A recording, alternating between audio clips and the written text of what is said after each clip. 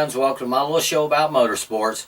I like to call In the Pits with me, Stock Car Scott, here each Wednesday on the YouTube during racing season when I feel like it.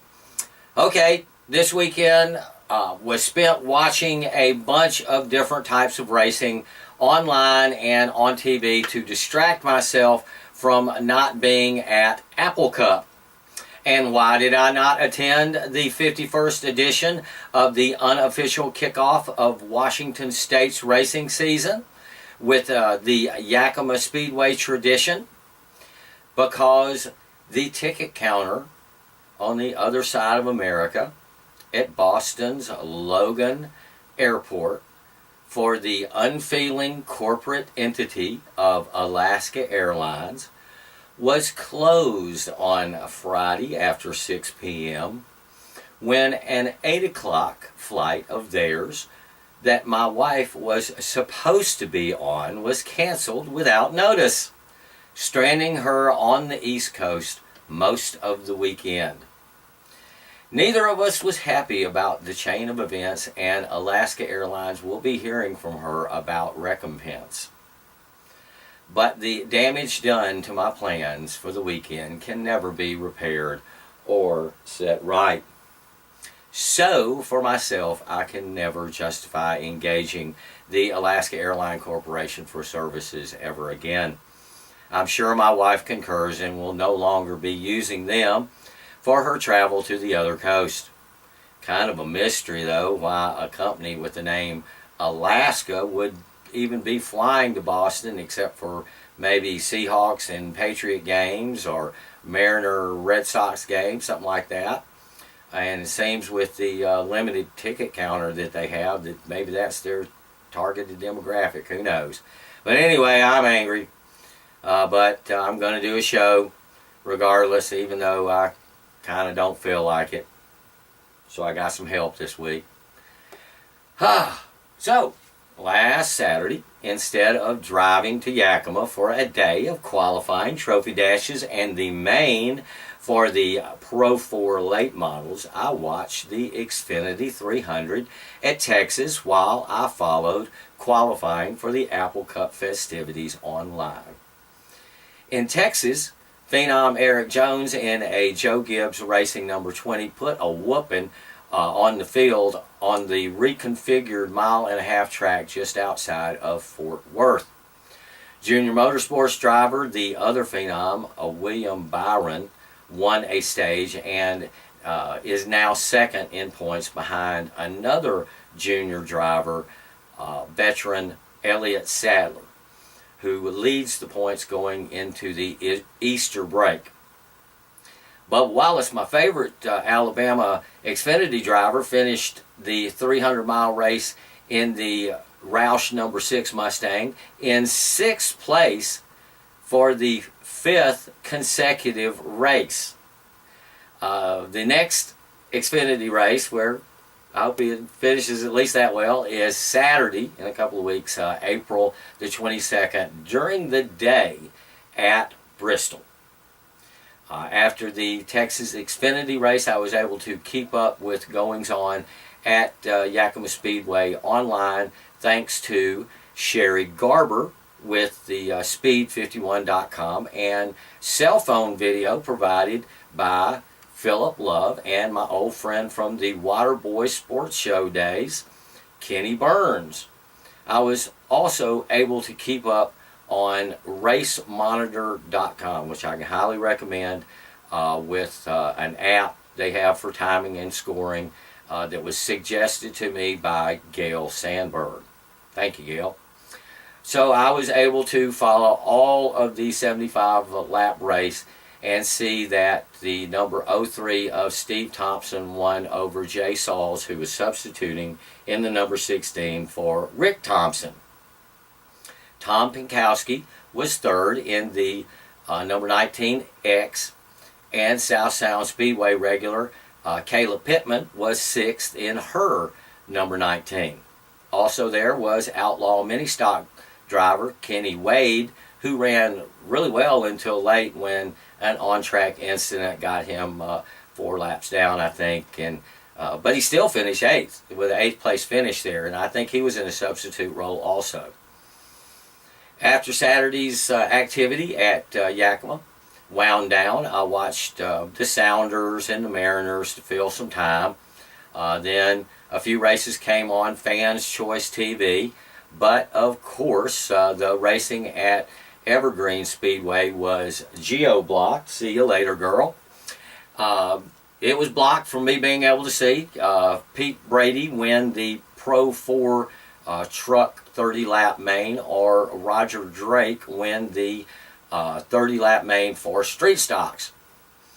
I did get to see some Hornets and modifieds and what they call grand stocks on asphalt at Langley Speedway in Virginia, and then street stocks, modifieds, and grand nationals on dirt at Salida High Bank Speedway in Oklahoma. It seemed the grand cars at both tracks were like late models elsewhere.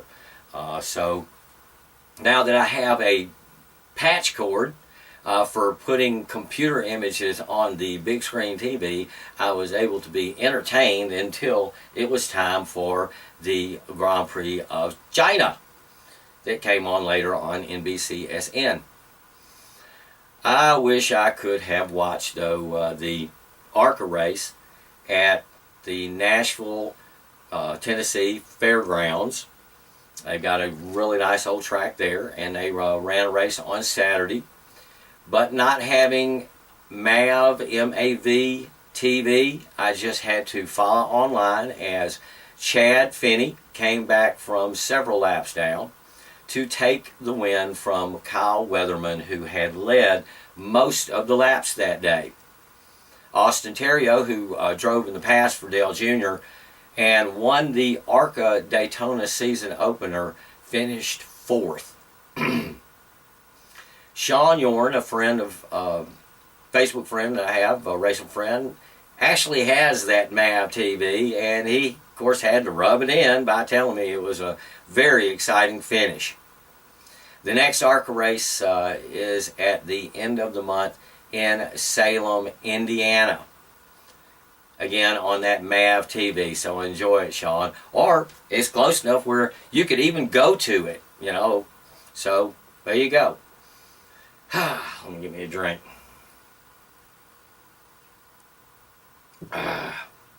Good place to take a break, because later, after a Sounders tie and a Mariners loss, I settled in for an enjoyable Grand Prix of China. Again, because of the location of the race, I was watching a race on Saturday night that was actually being run on Sunday. My favorite, Lewis Hamilton, won the Grand Prix from the pole position, but it was a great contest between Lewis and Sebastian Vettel, who started alongside on the front row and finished in second. Young Max Verstappen was able to get the last podium spot after a heated battle with his Red Bull teammate Daniel Ricciardo. This makes one win each now for Hamilton and Vettel, and one win each for Mercedes and Ferrari, and I expect and hope it continues to be that close all year long for one of those legendary seasons of competition between a couple of fierce drivers and, of course, the manufacturers. Something we hadn't had in a while. Sunday morning, I got up real early to go to the Apple Cup. Nope. Thanks to Alaska Airlines non-concern, I was heading to pick up my wonderful wife from the airport as my recorder captured the first 2 stages of the Monster Energy Cup race at Texas. And the opening ceremonies, of course, for the 51st Apple Cup at Yakima Speedway were underway at that time. Yes, thanks Alaska Airlines. Thank you for so much for your part in me missing this weekend's local speed festivities. So once I got my wife home and poured her into bed, I sat down and watched the remainder of the Texas 500. Jimmy Johnson got his 7th win at that track and his 81st overall win. Kyle Larson was second again. There you go, Larson. My high point for the race was a 5th place finish by Dale Jr., though my younger brother's favorite, Happy Harvick, scored one better at 4th from the pole, while my oldest brother's favorite, Chase Elliott, finished 9th. Enumclaw's Casey Kane did not do so well for the local fans. He finished 38th, next to last. The next Monster Energy Cup race is April 23rd after the Easter break, during the day at Bristol, baby. So I'm really looking forward to that one. As the Texas 500 was winding down, so was the first feature for the 51st Apple Cup weekend in Yakima, or actually Sunday there. And though it was shortened a bit, the Legend Main was won by Randy Schaff with Dwayne Swanson in 2nd, Jeff Mueller 3rd, Devin West 4th, Jake Woods in 5th. And I understand the Legends had the largest field of the day, but an extended cleanup, I think in the backstretch, led to a race, the race being stopped before the scheduled 40 laps were complete. So that's a shame. But next up was my favorite, the West Coast Late Model Series, with 100 laps of exciting racing. Again, I must extend thank yous to Sherry Garber, Joey Nelson, and my old buddy Kenny Burns for making it possible for me to follow along with and enjoy an exciting win by one of my favorite drivers, Buck Knoll Jr., who won over a hard-charging Randy Marshall Jr., who had to race from the back to get up and there to the front. And during the last restart, when it was Knoll and Marsh right there up at the front, it became the Junior and Junior show, with Buck Knoll Jr. pushing the 22-year-old late model named Margaret to a repeat win in the West Coast Late Model Series 100-lap event during Apple Cup weekend. Andy Beeman in his number 3 Toyota was 3rd. The next West Coast Late Model Series event is in a couple of weeks, April 22nd, back at Yakima Speedway. And if Sarah still has any of those season passes, they are still a good deal. Even though you missed a race, they are still a good deal for the 10 more races for $125. You might want to check it out on www.westcoastlatemodels.net/contact and contact Sarah. You know, one of the complaints that I read on Facebook was about the price of tickets for the 2-day event. But, you know, if you take the price of Apple Cup weekend and Fall Classic weekend and just any other event during the season, that would have covered the $125 price, and the fan can use that to go to 11. Well, they could have gone to 11 different West Coast Late Model Series events. Now they can still go to 10, which still makes it a great deal, because one of those events is Fall Classic, a 2-day event. So, you ought to go. You know, I hope you take advantage of this deal, if you still can, if they haven't been sold out. One of the other complaints that I read about the 51st Apple Cup weekend was the super late model car count. The race was run with about half the number of cars that showed up for the West Coast Late Model 100-lap feature. One of the reasons was because it wasn't a points race for the Northwest Super Late Model Series. And I heard that fees for the race teams may have been a reason for keeping them away. But whatever the reason, there were less cars running than I have seen before at any Apple Cup that I've been to. And I'm not going to sit here and say how few cars there were, because I don't want to sound like I am bashing Yakima Speedway, because I am not. I love racing, and I've gone to another track where I have watched as few as 3 late models run a feature before. You know, I love racing, you know, so I don't want to cast aspersions on any track or any group of racers that try to put on an event, because at least they are trying. I have seen too many ghost tracks left where folks just quit trying. You know, just quit trying. One of them is east of Port Angeles, and another is in the Tri-Cities area. And we can't even see a ghost track anymore at Spanaway. So speak as you will there on Facebook, but myself, I try to support the sport that I love. How many folks around here didn't realize how much they would miss pro basketball until after it was gone? I don't want to sit here and talk about how we used to have stock car racing in the Northwest, so I don't get on Facebook to bash local racing to death. I'm sorry. I'm sorry. I got off a little bit. Got off track. Get off track there.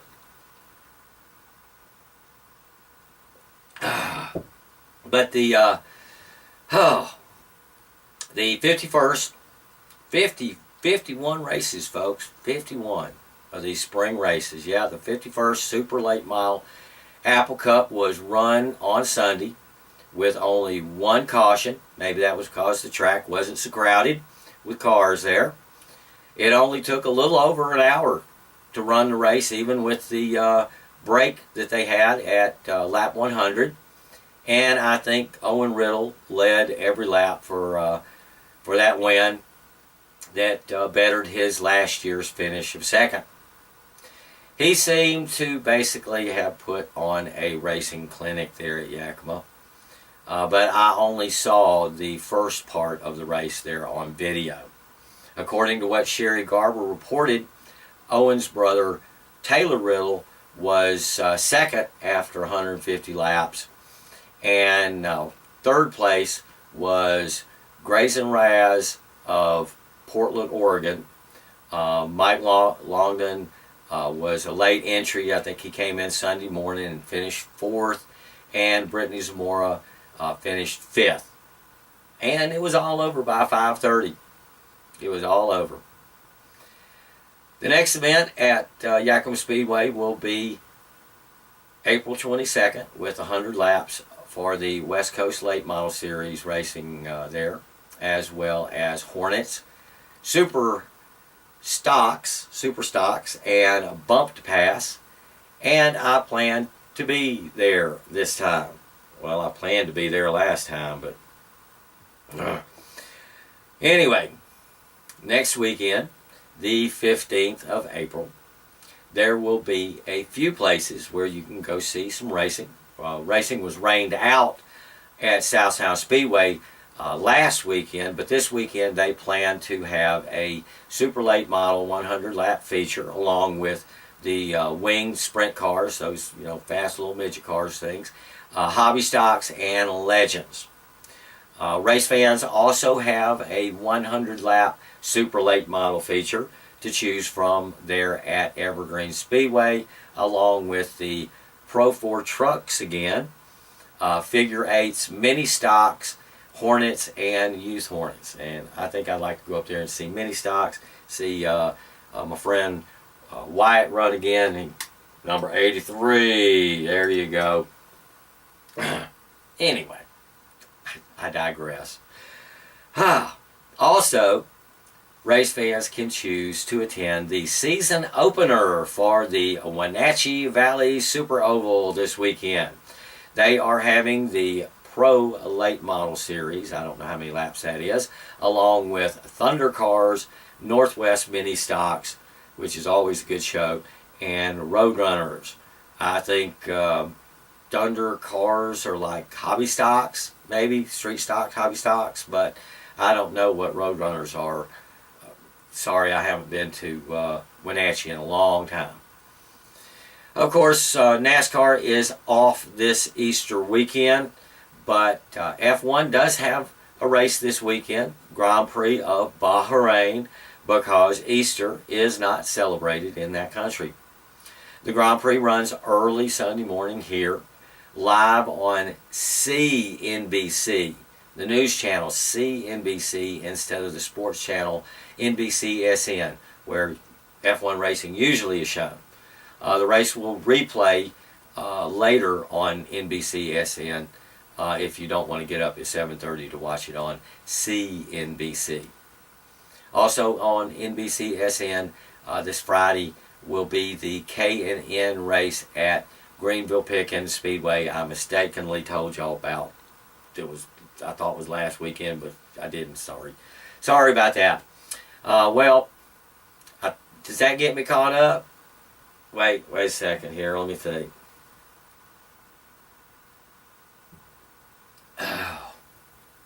Did I mention I will never use Alaska Airlines ever? My wife never even got on the plane to be dragged off. There was no plane. It got canceled before she could get on it or any of the other people that were waiting there. And Alaska Airlines didn't care because it wasn't them that was being inconvenienced. So, there is no foreseeable reason Alaska Airlines will ever get a chance to let us down again. That having been said, we come to the end of this week's episode of In the Pits with me, StockCar Scott. And I hope y'all will join me again next Wednesday for another show about racing here on the YouTube. Same Stock Car time and same Stock Car channel, if I feel like it. So, go this weekend and see some local racing. You got quite a few choices, so go someplace. Go! Then, send me some results to my Facebook page at In the Pits with StockCar Scott. Now, have a happy Easter. It's like the unofficial beginning of spring. It's officially spring.